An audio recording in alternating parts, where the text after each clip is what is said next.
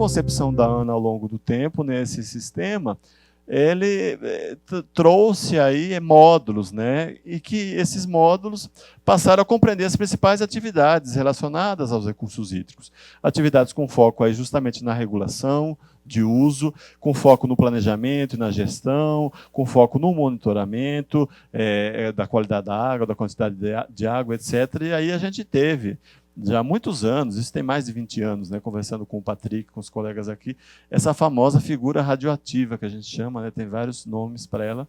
que nos trouxe muito receio, mas no núcleo, no core dela, que está a informação mais importante, que é o objeto, né, dessa palestra, dessa discussão que a gente vai fazer hoje, é justamente quais são as informações que alimentam o que nós chamamos de inteligência geográfica. É um termo específico, é algo que é adotado muito desde o início do trabalho da ANA, que são justamente esses dados espaciais que eu acabei de mostrar para vocês, que permitem, então,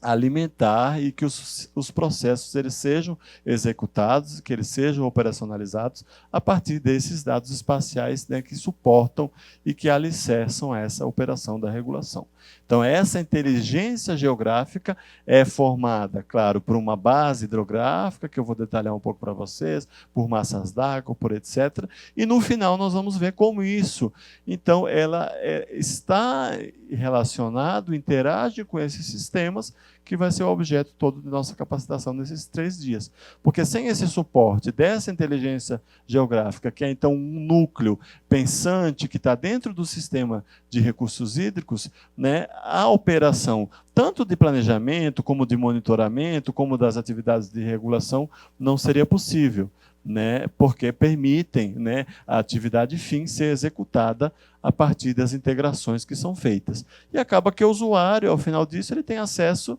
somente a um portal, ele vê as informações, ele consome lá os resultados, os atos, as publicações, mas não conhece um pouco por trás, a fundo, como isso roda, esse processo. E aí, a primeira, né, e eu, digamos, dentro desse conceito e dessas bases que alimentam o que nós chamamos, né, e operamos dentro da ANA, da chamada inteligência geográfica do Sistema Nacional de Informações sobre Recursos Hídricos, está a famosa base hidrográfica autocodificada, né, com a sigla aí denominada de BHO, muito conhecida, que foi aí também definida pelo próprio Conselho Nacional de Recursos Hídricos, também aí há cerca de 21 anos, como uma metodologia oficial para a codificação das bacias hidrográficas no país, né, em todo o território nacional, e, consequentemente, trouxe aí oportunidades para que, tecnicamente, algumas questões relacionadas à gestão pudessem ser definidas. A principal delas, o domínio dos cursos d'água. Então, esse processo ele veio derivado e iniciou-se, então, com a implementação. O Og também trabalhou nessa época, estava no MMA, então, o Og é mais antigo ainda do que eu conheço ele, do Sensipan. E foi a Resolução 30, né, de 2002, do CNRH. E aqui eu tenho, né, 4 exemplos, né, 4 elementos que são, digamos, os mais fundamentais para a inteligência geográfica e para os processos, né, que trabalham com a regulação. A, B, C e D. O que nós temos em A e B? Nós temos em A os trechos da drenagem, ou seja, a representação da nossa hidrografia, e como ela se dá realmente de uma forma linear, porque ela precisa ter uma estrutura conectada, ela precisa ser entendida pelos sistemas e pelos bancos de dados como algo que tem um fluxo, que tem um sentido, que a água ela segue numa direção e ela está conectada, toda essa estrutura da drenagem, como uma rede, a partir dos seus nós, das confluências, tendo as suas nascentes, as suas fozes. Então, toda essa estrutura ela precisa ter uma topologia, que a gente chama específica, para que os processos possam operar. Mas todos esses trechos, toda essa hidrografia associada às áreas de drenagem, que aí, né, seria a letra B, né, que são justamente as superfícies de onde, né, a água, no caso, precipitada, ou a água que está em escoamento superficial, ela vai drenar para determinados pontos e permite aí que ela siga o seu fluxo nessa representação da drenagem. Não menos importante, nós temos aí também um conjunto, né, C e D, aqui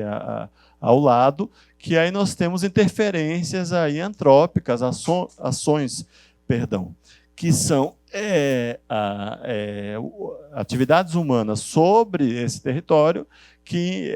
impactam aí também nos processos e no curso natural dos nossos cursos d'água e das nossas bacias hidrográficas, que são os reservatórios, que são aí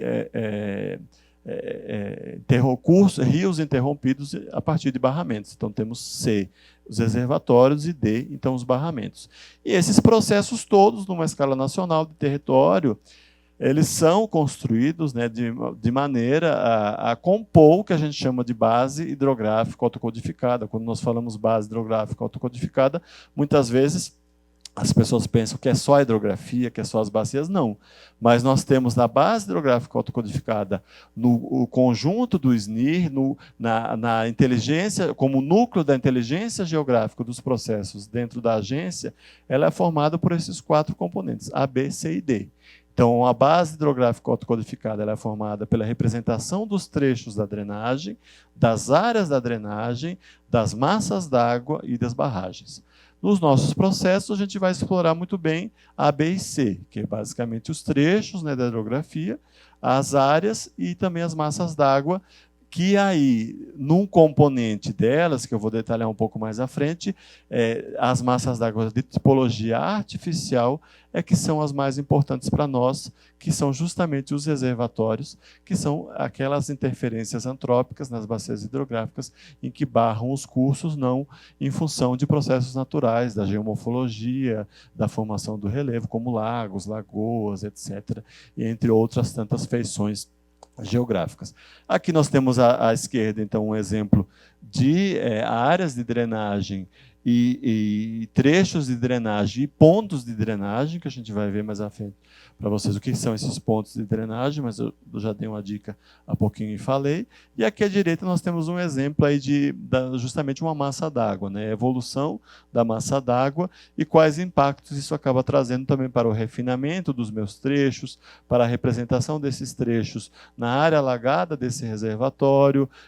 na determinação do barramento, numa estrutura também de sistema de informações geográficas que vocês conhecem, que permite que eu tenha relações espaciais entre essas diferentes feições, A, B, C e D, como eu mostrei lá. Então, todos esses processos são integrados no que a gente chama de BHO. E aí, a BHO ela segue um sistema de codificação padronizado, criado, né, e proposto por um engenheiro aí de ascendência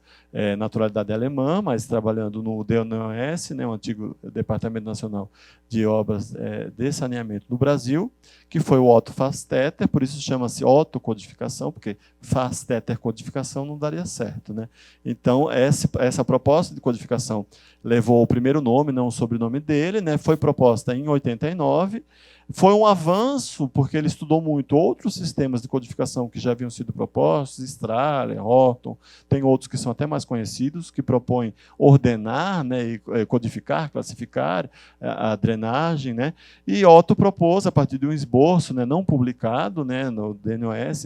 pouco tempo depois ele veio a falecer, um primeiro desenho aí, uma primeira codificação das bacias da América do Sul, inclusive chegou até o segundo e terceiro níveis, e fez uma proposta de classificação hierárquica baseada justamente num critério novo na época, que era a área de drenagem. Esse elemento B, e essa questão que vocês vão se deparar muito nesses 3 dias, que é muito importante para nós. Até eu diria, posso estar cometendo um equívoco, mas eu diria mais importante do que a drenagem em si, que o trecho é a área de drenagem, para os processos e para as informações que a gente vai avaliar e vai acompanhar ao longo desses 3 dias. Então, baseado nesse critério de área de drenagem, também na proposta de Otto, ele trouxe os conceitos de interbacia e bacia e interbacia, e também a chamada intrabacia, né? E aí,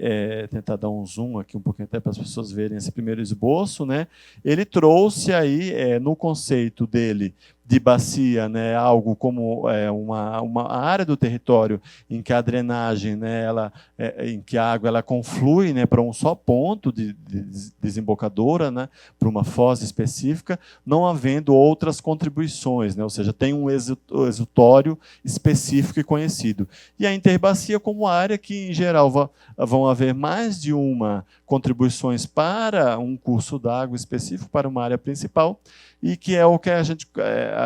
acaba dividindo sempre em margem esquerda e margem direita, porque não é uma configuração fechada. E por ser hierárquica, aí que a gente vai ver muito quando a gente vai avançar, e vocês vão ver nos sistemas também, que nós vamos acabando ter códigos em vários níveis. Então, nós, dependendo do detalhamento e da configuração natural daquela bacia hidrográfica, nós vamos ter níveis, hoje na BHO, até de 10 ou 12 níveis em bacias ao serem detalhadas. No desenho inicial, né, considerando esses conceitos e o critério área de drenagem, né, como um critério importante para essa metodologia de codificação, que foi, como eu falei, em 2002 já definida como oficial para o Brasil, Otto fez esse primeiro desenho, né, onde determinou, na época, 100 métodos automáticos, como a gente tem hoje, as 4 maiores bacias do continente sul-americano, né, como a Amazônica, a Tocantins-Araguaia, a Bacia de São Francisco e a Bacia Platina, né, e as outras áreas que então estavam entre essas bacias, como as interbacias da América do Sul, com os seus códigos. Os códigos também foi outra coisa importante da metodologia, que eu vou apresentar logo em seguida, e a questão pares e ímpares. Pares para as bacias e ímpares para as interbacias. E o 0, que é o fechamento da proposta dele, ficou para aquela área que é a chamada drenagem endorreica, que a gente chama, né? Toda quase a drenagem ela resulta no mar, né, no nosso território principalmente, e a drenagem endorreica, ou seja, sem escoamento externo ao mar, ao oceano, ela recebeu o código 0, e no caso da proposta inicial de Otto, ela foi representada pelas intrabacias, com esse nome que ele determinou, na região dos Andes, né, Chaco, basicamente, aí, principalmente focada em Bolívia, norte da Argentina, e também uma parcela aí do Paraguai. Bom, então, entrando um pouco no procedimento, né, sem detalhar muito, né, o que norteia, né, qual é o elemento lógico, que a gente assim chama, que define essa metodologia. E aí vai ser importante para entender a questão do domínio, que eu vou apresentar a seguir. Eu sei que muitos estados, muitas conversas, inclusive a área que eu coordenei, né, muitos anos, né, que como eu falei, eu mudei de área tem alguns meses, é a área, inclusive, que tem a competência pela classificação e por responder sobre o domínio dentro da ANA, né, a gente recebia muitas demandas e sempre interagiu muito com os gestores e com os usuários relativo a domínio.